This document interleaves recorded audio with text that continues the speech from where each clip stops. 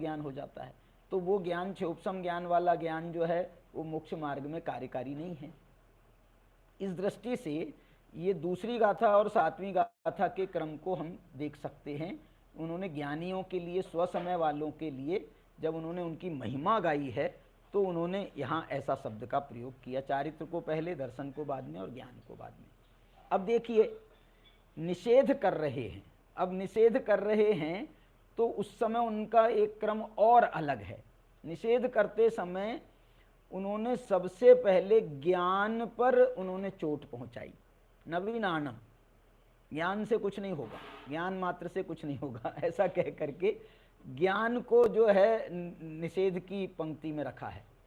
दूसरे नंबर पर अब दर्शन को निषेध की पंक्ति में रखें कि ज्ञान, चारित्र को निषेध की पंक्ति में रखें, तो आचार्य ने चारित्र को निषेध की पंक्ति में रखा है।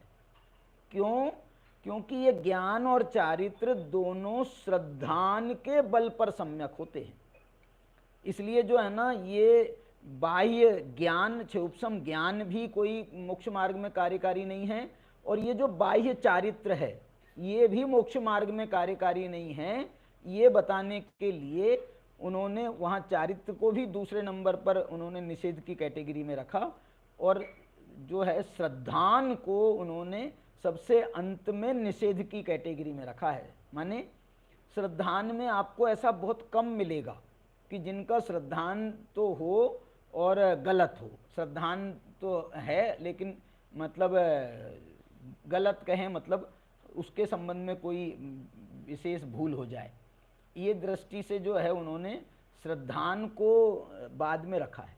माने इसका मतलब है कि प्राधान्यता में दर्शन को प्राधान्य किया, उसके बाद में चारित्र को प्राधान्य किया, और ज्ञान को जो बीच में रखा गया है उसका जो मैंने कारण आपको बताया कि वो तो इस कारण से ज्ञान को बीच में रखा है कि वो तो मध्य दीपक है, सर्वव्यापी तत्व है, वो तो ज्ञान आत्मा का लक्षण है।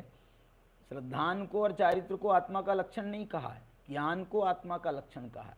इसलिए वो ज्ञान जो है वो लक्षण के रूप में तो सबसे पहले नंबर पर आएगा, लेकिन मोक्ष मार्ग के रूप में हम जब स्वीकृति देंगे दर्शन ज्ञान चारित्र को तो सम्यक दर्शन को सबसे पहला स्थान मिलेगा। ऐसी जो है, इसमें मुझे जो समझ में आया दर्शन ज्ञान चारित्र के क्रम के संबंध में, उसकी थोड़ी सी चर्चा मैंने आज आपके साथ में शेयर की है। और आठवीं गाथा की चर्चा को हम, आज का समय तो पूरा हो गया है, तो हम आठवीं गाथा की चर्चा को हम कल से ही प्रारंभ करेंगे। कल करेंगे, कितना उसमें समय लगता है पता नहीं। तो आज की चर्चा यहीं पर पूरी होती है। पंडित जी, एक प्रश्न। हाँ बोलो बोलो। दूसरी गाथा में उन्होंने क्रम रखा है चारित्र, दर्शन और ज्ञान। जीवो चरित्र दर्शन नानक हिदो तम ही ससमयम ज्ञान कोवल कम सविशते। ये क्रम का कारण क्या है? ये बताया ना मैंने, आपने अभी व्यवहार से बताया है। तो व्यवहार में भी तो यही रखा ना उन्हें, व्यवहारेणु वदिष्यति चरित्र दंशनम नाणम।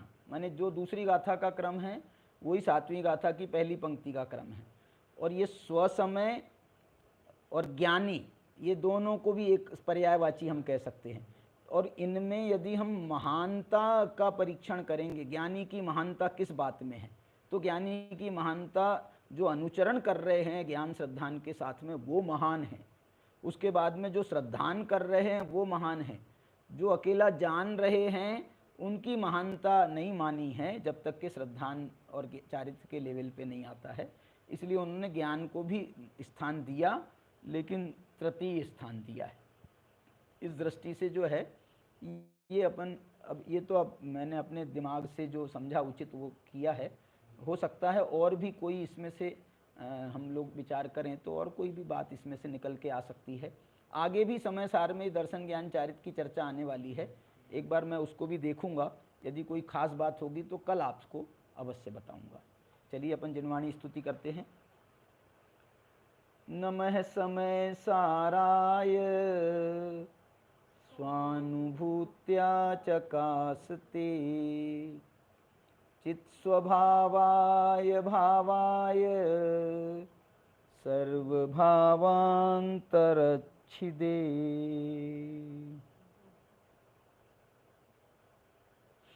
जय जिनेन्द्र।